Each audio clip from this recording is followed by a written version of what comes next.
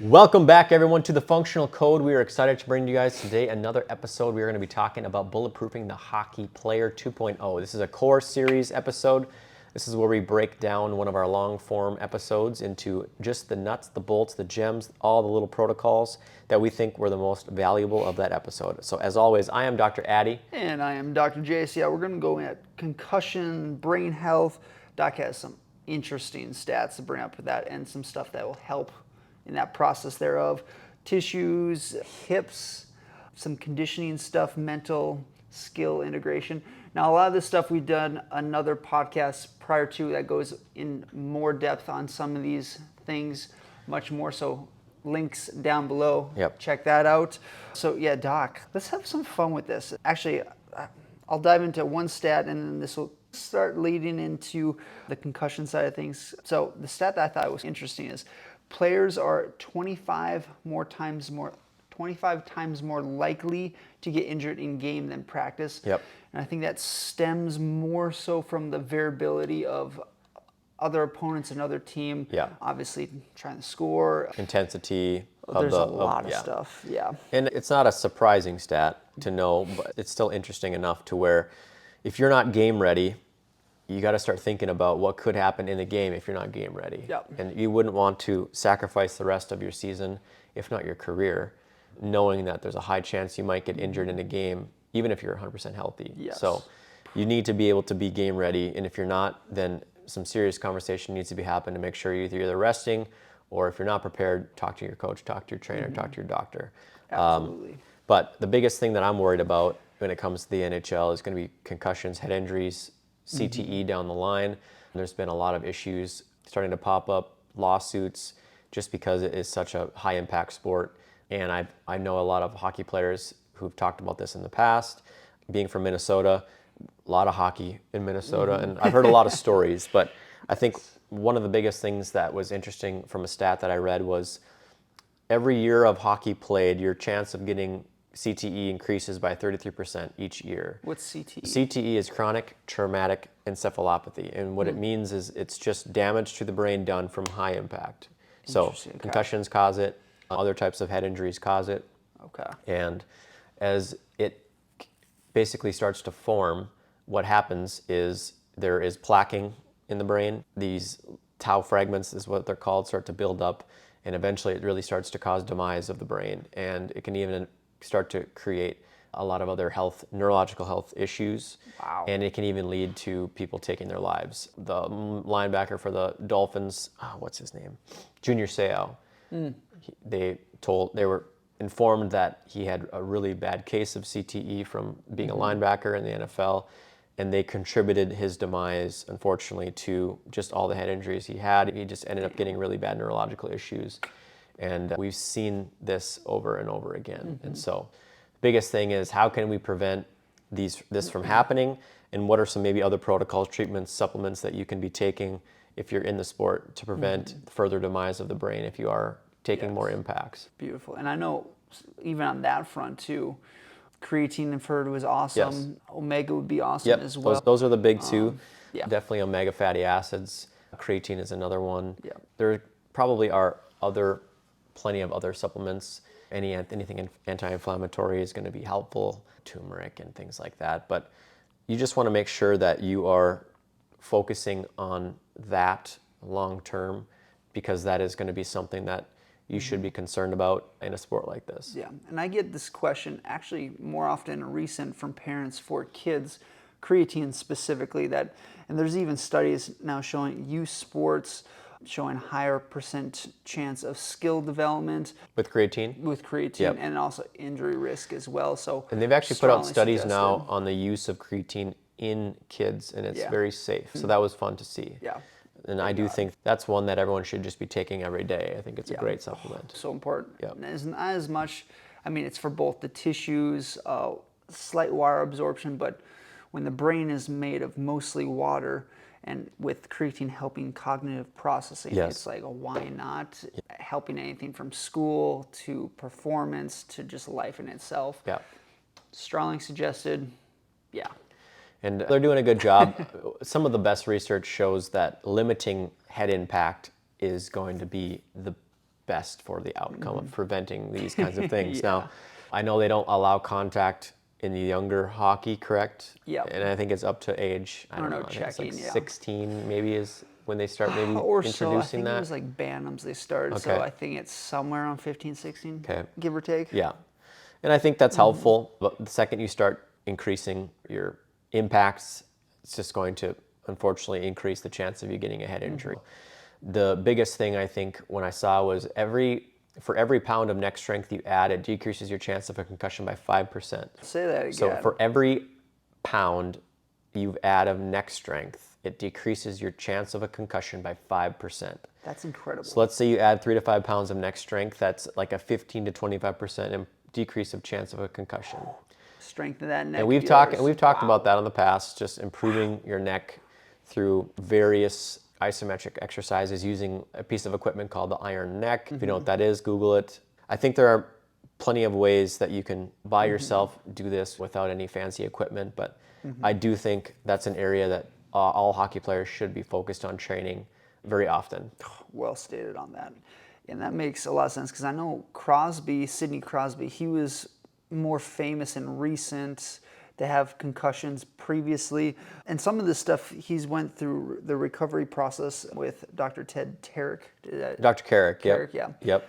Do you want to speak on some of the stuff in terms of functional neurology? Let's say someone's trying to deal with these concussions, trying to get this under control. Obviously, the Kerick University and anyone related to Kerick is absolutely immensely important. Strongly suggested. Do you want to talk on that system a little bit more? Yeah, I would say if you're struggling after a concussion and you don't feel like you've made strides in returning to play, visiting the Kerick University website, trying to find a provider who has had training via Kerick's website is going to be really helpful. Most of them are a chiropractor who has gone and did their chiropractic neurology diplomate. So they focus on functional neurology, they focus on treating patients who've had TBIs, concussions, brain injuries, and they're very well versed and skilled on bringing you back from this injury to return to play. And it's really cool to see the kinds of technologies and protocols and treatments that these providers can do for these athletes, and just how quick they get results if you have been struggling for how many months, if not years. And the cool thing that we have seen is, and I can't remember which person brought this up on their podcast, but you will see similar changes in neuroplasticity in an 80-year-old as long as you are teaching them new things to someone who is younger if you are doing neuroplastic changing. Yeah. What it basically showed was that you can still get great neuroplasticity in an 80-year-old as long as you're doing the right amount of neural stimuli. Yes. And so what we know is, what I'm trying to say is whether this has been years from the injury, whether you are extremely old versus younger, it doesn't matter. You can still start working on your brain health at any time in your age. And that's what is super important to know. Even if it's been a few years since you've been injured or you're out of the sport now and you're just struggling from maybe the after effects, it doesn't mean that you just have to give up. You can still start working on this today and start making changes. And that's what's so cool about the brain. So the ways that these practitioners start to change the brain chemistry and do neurological training, stimulation, eye training, they have all the different types of technology, lasers, whatnot. It's just so much more efficient to use them as a resource, maybe versus trying to do it yourself.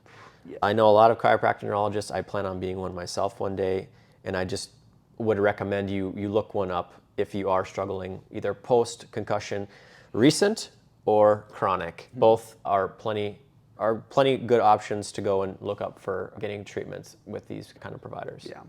And even if it's small, lingering injuries or maybe fogginess or post-concussion symptoms, even small stuff like that over a period of time, going through seeing some of these practitioners, even some NHLers are going and seeing practitioners that are helping for their performance in addition to the prevention thereof for Crosby's career was almost ended by his 2 concussions that were in close proximity to each other.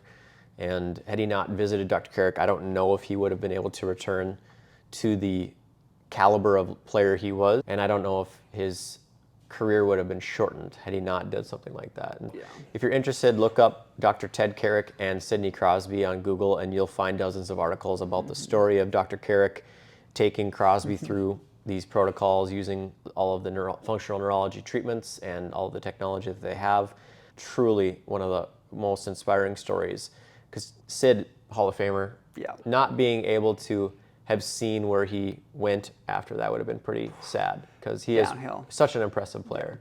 Yeah, he's still damn good Yeah. too. It's incredible the performance he's still bringing to the stage at his age right now, which is closer to like high 30s, low 40s, Yep. if I remember right. But yeah, strongly suggested. Kerick, immensely important for everything, brain processing, concussions, all that fun stuff. Now, for hockey players specifically, let's go at some of the tissues, joints. Exactly, yes. Hips specifically are going to be one of the most common ones, other than or outside of concussions, and there's other stuff in terms of small stuff like high ankle sprains is quite common. Some stuff going on with people's wrists in terms of slashing via stick, but mainly because the human body is not made to push off an explosive and rapid rate off to the side via skating. You have to build up the hip capsules, which then go back to some of the stuff that we talked about, cars, workspaces previously, working and training in and out of season on the mobility of your hips and starting to lightly load, either isometrically, where it's just squeezing certain tissues without moving the body, or slowly go in and out of positions, specifically in the frontal plane, but you can mix different planes involved with that as well. So that's where I'd start. Again, some of the other important stuff that we've touched on in the past or in the other episode that we've done on this, but huge focus, hip mobility, multi-plane directional movement, working in certain positions, and then move and build up the speed in and out of positions. I would also say too, even if you are what you would consider a higher level hockey athlete, I would still do some assessments on where you feel comfortable with certain hip motions, because a lot of the times you can bring your leg up into flexion and you may feel comfortable doing that, but then maybe add in external rotation with that flexion and try to put some resistance towards that. Do you feel comfortable? Or balance on that with now internal rotation, flexion, and maybe adduction. Do you feel confident in that movement? And if you don't, which not many people train in those awkward three-planar change motions, and if you already found that what you call your signal to that kind of motion is really low, you don't feel confident, don't feel comfortable, that is where you need to start training. That's the kind of movements you need to start putting yourself in order to get full control of that articulation. 100%. Because a lot of the times we're just training in one plane. It's okay, I gotta build my hips, I'm doing hip abductors, I'm getting my hips strong. You're already a multi-planar athlete, you don't even understand. You're doing extension and flexion while you're doing lateral movements at the same time. If you're not training bilateral planes, then you're gonna get a lot of issues. And do you feel a lot of hockey players train that way, Doc, when you were in hockey? For the most part, I think it's for sure getting better, and I think you can patternize certain movements easier that way. I would almost look at it from the other standpoint of you just at the same time as building up the tissue's capacity in those planes, going the counteractive movements and building up those at just at the same time is important. Yeah, I love that. So like, for example, goaltenders, goalies in hockey, butterfly and how they bring their pads outwards, knees come in, hips rotate in. You want to absolutely build up the tissues on the outside, so then it would be the counteracting, working in different planes from inside to outside, especially while it's taken into consideration. You go butterfly and you have to push off to try to save a pass that's coming over for a shot. You have to go from internal rotation to push off to try to extend. Now, if you had the stabilization, the outside portion of your legs, IT band, the outside lateral caps of the knee, ankle, hip specifically, you're going to be able to have more strength and support on the push off. It's similar with skating backwards in terms of either crossovers or trying to push off, change directions. You need that strength to counteract the certain planes of movement that you move in. So not only build up the same tissues that you're going to be using, but also the ones that you don't use as well is going to be important for the hockey. I love that you mentioned that. It'd be similar to a golfer who only swings one way to train the opposite pattern in which they swing. Yes. That's maybe a little bit easier to understand. 100%, yeah, stated on that. So I think that gives you a good understanding. Even so, say for example, you shoot lefty in hockey. What Doc said, same thing. Training, maybe not the coordination is like skill specific, but in terms of the tissues or rotation to the opposite side, that will also help significantly as well. Absolutely. Yeah, stated. So Doc, was there a certain amount of conditioning that you obviously had to do as a hockey player? And how did it vary maybe differently than like when you were a college soccer player? Yeah. Was there differences in conditioning? For sure. Yeah. Some of this, like for hockey, you're out there in shifts anywhere from 30 seconds to maybe a minute, but you're going at higher intensity, quicker pace, and then you recover. So you want to build up quick explosive movements for anywhere from 10 to anywhere upwards of a minute straight. Maybe take 3 to 5 minutes break and then go back at it. Build up that capacity for that type of conditioning, if I may. Add in different movements. That would be one way that you can build it up. Using elevation training masks, I know we've talked on previously, will also help there too. But yeah, soccer or football, longer endurance type sport versus hockey. Similar with football, short, explosive, quick movements for a period of time.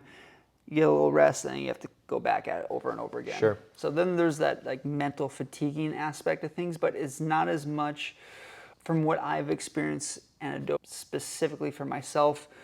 Soccer is more draining the more cardio I do long term. Yeah. It's more draining mentally versus hockey. It's still mentally there, but maybe the skill set when you're drained isn't there to a certain extent. If I So may. then building skills while you're tired, Yep. that kind of exercises for yourself. Yep. I know we talked on eye training before. I think that's super helpful for a hockey player. I think the game is going so fast that if you don't have the ability to recognize, like I know you've talked about this before, but like Connor McDavid, for example, who probably has the ability to recognize patterns of movement before they even happen. Yep. And I'm sure over time he's just had to observe that and analyze that. But how can you put yourself in these scenarios first to practice observing that? And what ways can you train that kind of pattern of movement and maybe break it down into steps? You want to maybe just talk about what that pattern of steps would look like if you wanted to try to train to go around a defender or something like that. Yeah. And I actually want to take a page from your book on what we talked on with the soccer, bulletproofing the soccer or football athlete of you're in a dark room, you have a laser light. I still like the idea of maybe a red laser pointer light in a dark room and you're following that. Yes. Now let's add in maybe another light a little bit bigger, maybe a different color so you can see a defender. It's a little different hockey, but if you can think of it like their stick is like part of the defender that you have to obviously try to move away from or keep in touch as you're still seeing the whole plane, because stick handling with hockey, you're able to control that easier and look up at where everyone is easier than for myself soccer and then for most others.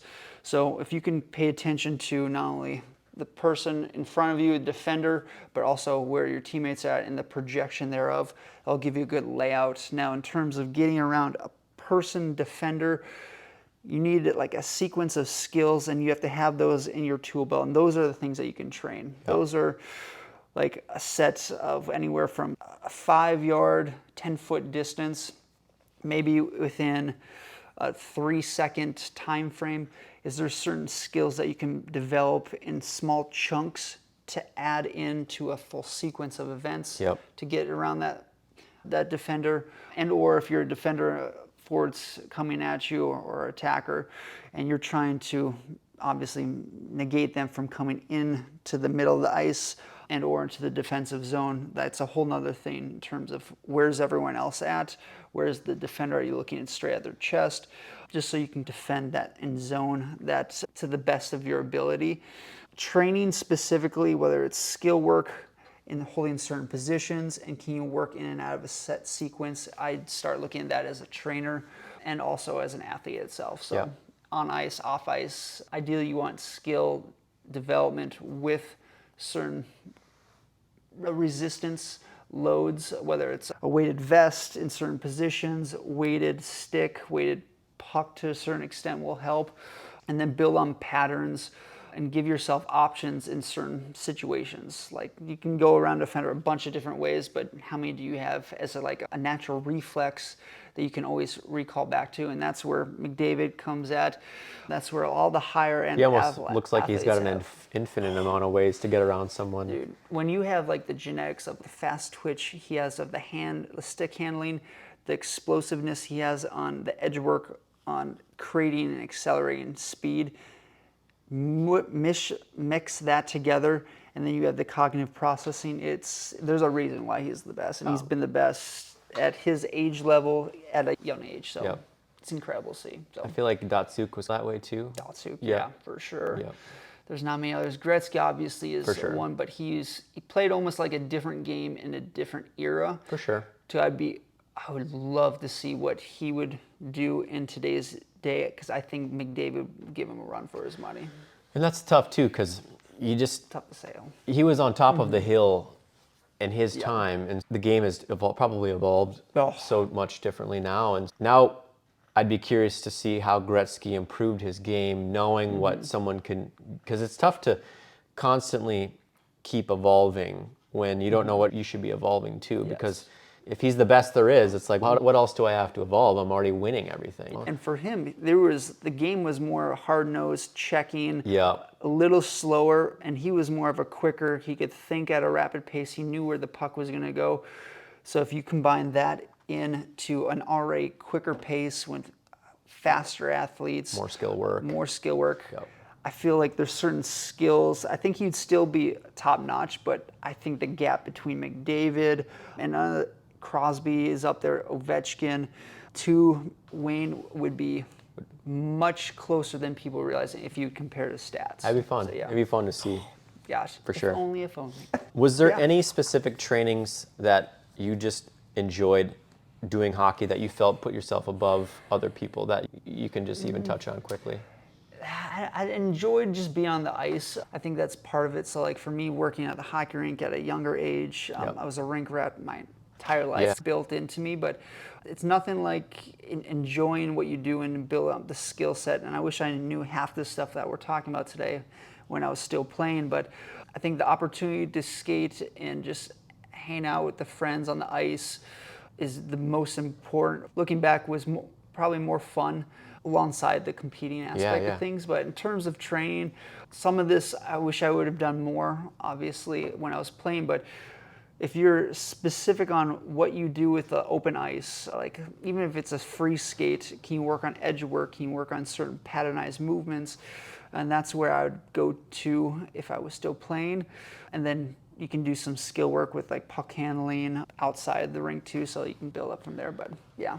Do you feel that those kinds of activities, exercises, and trainings are being incorporated at a younger age, and that's what allows these younger athletes to kind of exceed their counterparts because they're already training like that? Or do you think it's strict just genetics and ability to skate faster just because they're bigger, puberty, that kind of thing? I think it could be both. Okay. It's almost like a double-edged sword, because if you're all focusing on one sport instead of a multi-sport, that's a whole thing in itself. To where like you can still pick up skill acquisition and certain attributes with multi-sport that can cross over to the hockey specifically. But I would challenge the premise, like if you're one sport athlete, hockey in particular, that at a younger age, and this comes back to with the younger child individual, their motivational awareness and ambition, that'll be a huge driver, because a lot of this stuff, neural processing, tissue building, skill development, can be taught at a young age that can accelerate them long term. But it depends on how you scale it and the support system around that child and individual. Could you build another Connor McDavid starting at 15 years old versus 7? Probably not. Depends on the skills, attributes that 15-year-old has. The natural talent has to just be so above and beyond, right? Because some of it is neural processing on like the reflex on certain situations. That has to be, you need reps, you need time.